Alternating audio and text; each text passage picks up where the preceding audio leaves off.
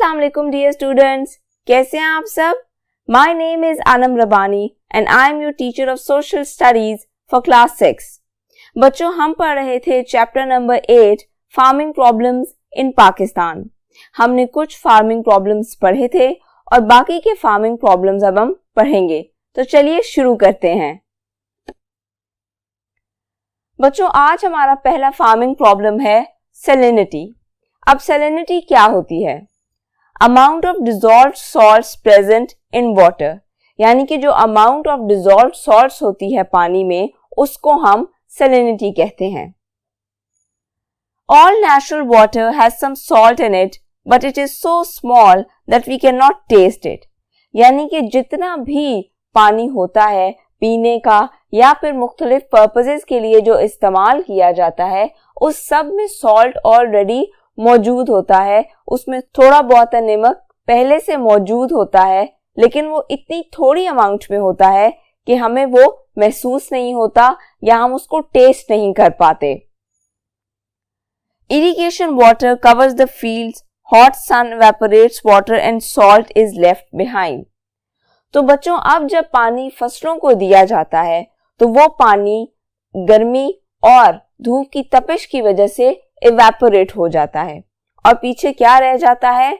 Salts, जिसकी वजह से जिस जमीन को वो पानी दिया जाता है उसमें gradually over the years salt की अमाउंट बहुत ज्यादा हो जाती है।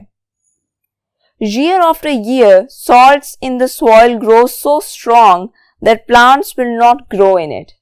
जैसा कि मैंने आपको पहले बताया कि हम जो पानी देते हैं उसमें जो सॉल्ट होता है वो फिर मिट्टी का हिस्सा बन जाता है और ग्रेजुअली कई सालों बाद आखिरकार वो सॉल्ट इतना ज्यादा हो जाता है कि आप मजीद उस मिट्टी में या उस जमीन में कोई पौधा नहीं उगा सकते। इसको हम कहते हैं सैलिनिटी, यानी मिट्टी में सॉल्ट्स की अमाउंट इतनी ज्यादा हो जाना कि वहां पर आप किसी किस्म की कोई फसल ना उगा सको या कोई चीज ना लगा सको।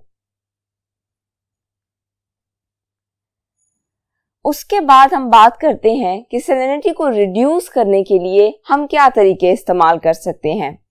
सो the solutions are to wash the soil with pure water. अब इस मसले का हल ये है कि आप बहुत ही साफ सुथरे पानी से, प्योर वाटर से, जो आपने किसी ट्यूबवेल से लिया हो, उससे उस मिट्टी को धोया जाए। धोया जाए मतलब उस मिट्टी को वो पानी दिया जाता है और फिर ग्रेजुअली वो मिट्टी ठीक होने लग जाती है, उसमें अमाउंट ऑफ सॉल्ट्स कम होने लग जाती है। Put some special chemicals on it. इसके अलावा कुछ ऐसे केमिकल्स भी होते हैं जो अगर सॉल्ट वाली मिट्टी पर डाले जाएं तो उस मिट्टी की जो इरिगेशन प्रॉपर्टीज होती हैं, यानी कि उसमें जो प्लांट्स लगाने की प्रॉपर्टीज होती हैं और इसके अलावा फसल उगाने की, वो थोड़ी बेहतर हो जाती हैं। लेकिन ये दोनों काम भी बहुत एक्सपेंसिव हैं।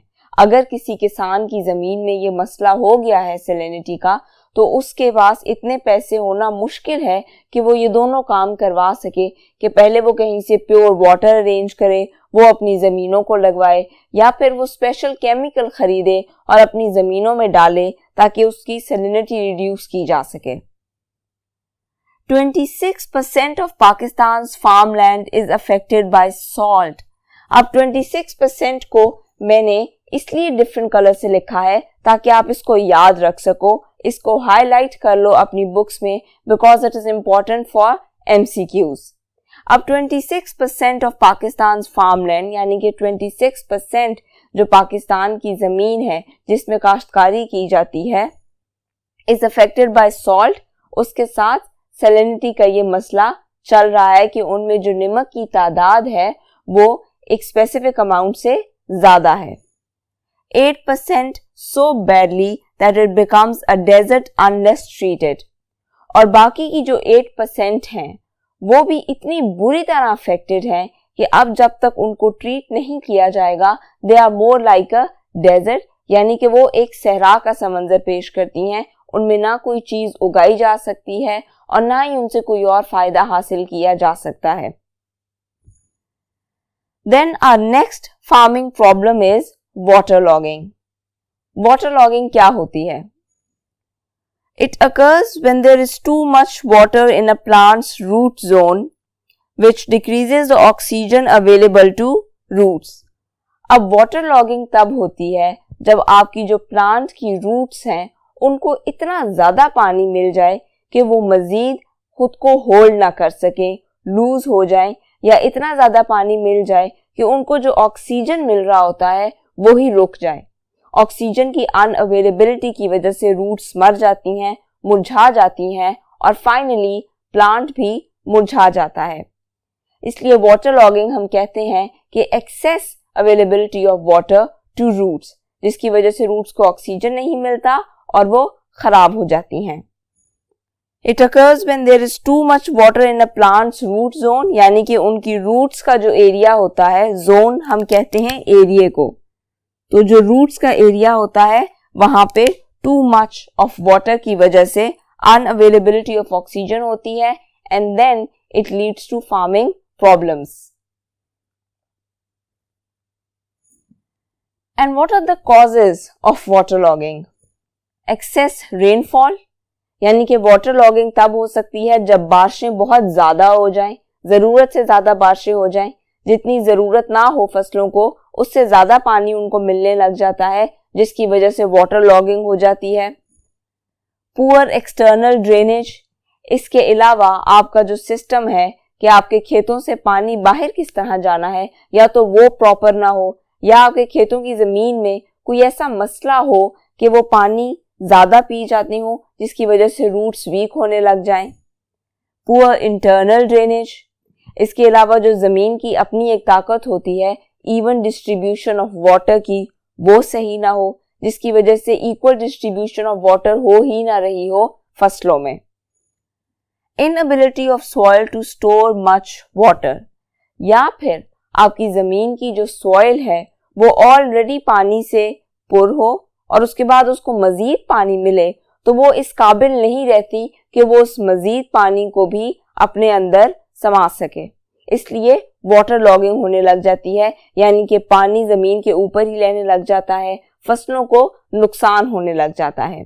इसके अलावा अगर कहीं कोई फ्लड आ जाए, जैसा कि आपने रिसेंटली देखा होगा कि बारिशें भी बेमौसमी हुई, यानी कि बारिशों की जब जरूरत नहीं थी उस वक्त बारिशें हुई, जिसकी वजह से बहुत सी फसलों को भी नुकसान पहुंचा।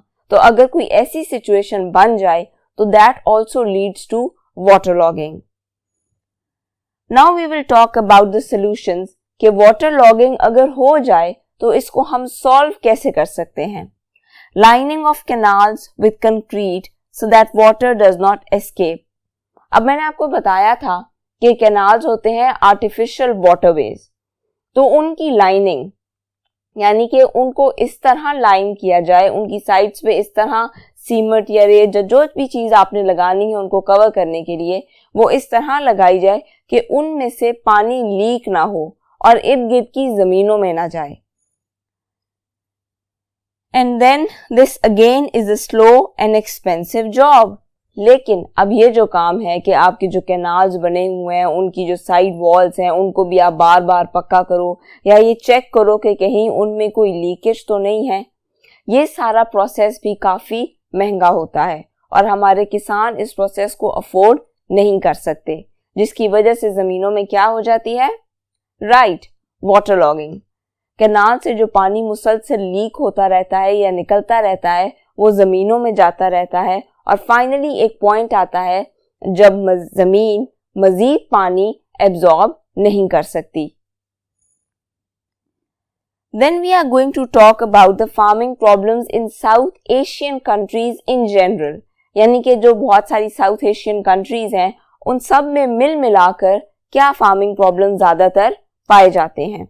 तो सबसे पहली तो ये बात बच्चों कि जितनी भी साउथ एशियन कंट्रीज हैं उनमें से ज़्यादातर कंट्रीज एग्रीकल्चरल कंट्रीज हैं, यानी कि उधर फसलें उगाई जाती हैं और वहाँ से फसलें एक्सपोर्ट भी की जाती हैं, यानी कि अगर गंदम बनाई जा रही है या कॉटन या whatever crop is there वो एक्सपोर्ट भी की जाती है, दूसरे मुल्कों को भी भेजी जाती हैं।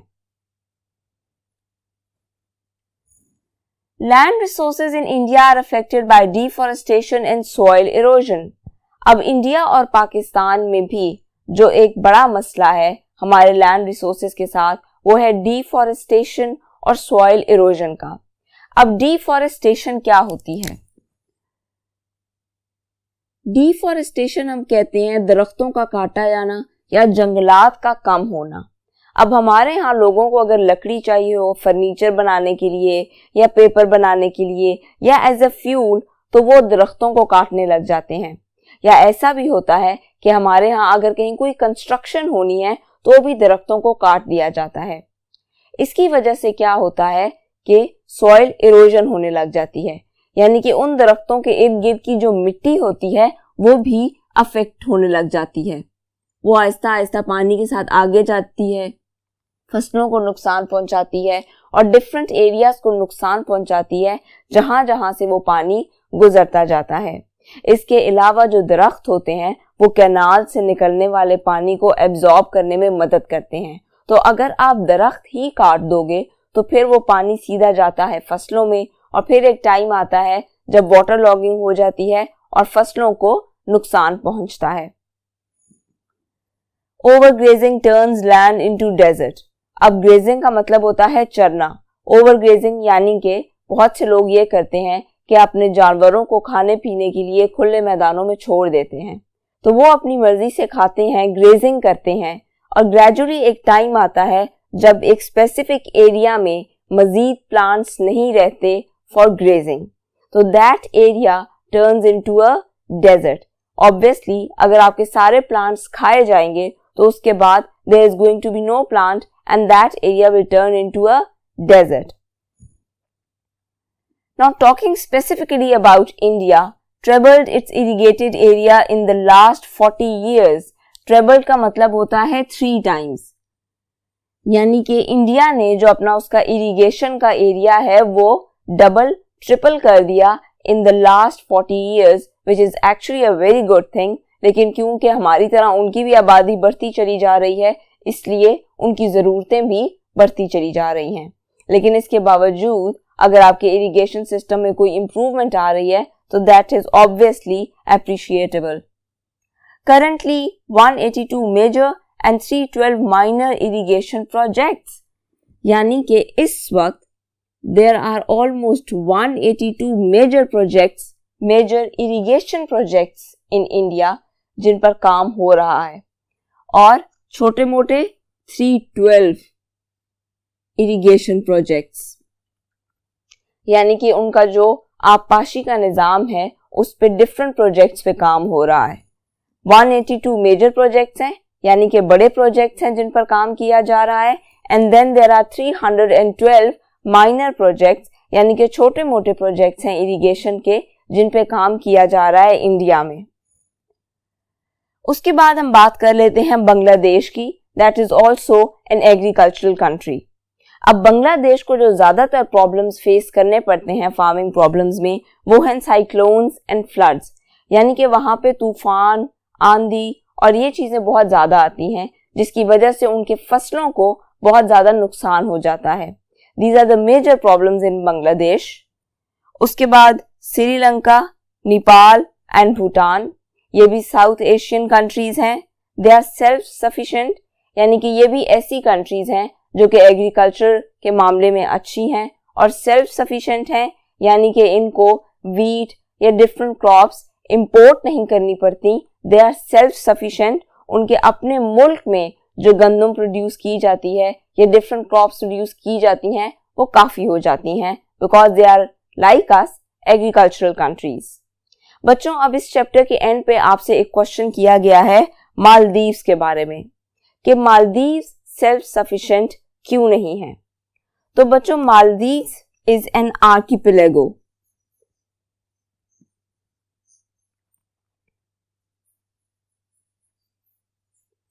आर्किपेलागो का मतलब होता है अ ग्रुप ऑफ आइलैंड्स।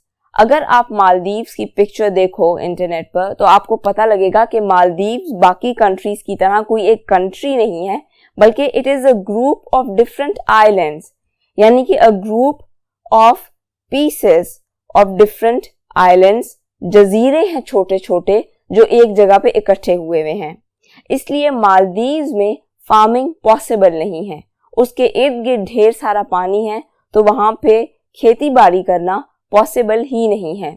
इसलिए मालदीव्स को खाने पीने की चीजें इंपोर्ट करनी पड़ती हैं। बच्चों, यहाँ पे हमारा ये चैप्टर खत्म होता है। इस चैप्टर में हमने बात की डिफरेंट फार्मिंग प्रॉब्लम्स के बारे में। अच्छा होगा अगर आप इन फार्मिंग प्रॉब्लम्स के बारे में मजीद पढ़ो, मजीद डॉक्यूमेंट्रीज देखो और इंफॉर्मेशन हासिल करने की कोशिश करो। अगले लेक्चर में हम सॉल्व करेंगे इसकी एक्सरसाइज। तब तक के लिए अपना बहुत सा ख्याल रखिएगा। अल्लाह हाफिज।